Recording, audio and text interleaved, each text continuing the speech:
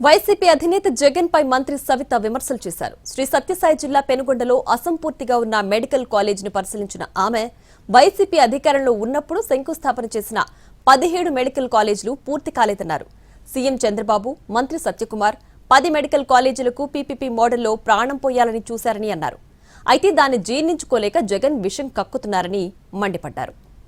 2021లో 17 కాలేజీలు మెడికల్ కాలేజీలు ఆర్భాటంగా వర్చువల్గా 17 కాలేజీలు పునాదులు వేశారు. ఆ 17 కాలేజీల పరిస్థితి ఏంటి?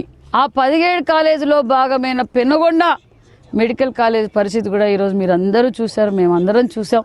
మరి 21లో మొదలుపెట్టి 23కంతా కాలేజీలన్నీ పూర్తి చేస్తానని చెప్పి జగన్మోహన్ రెడ్డి గారు ఆ రోజు వాగ్దానం చేశారు.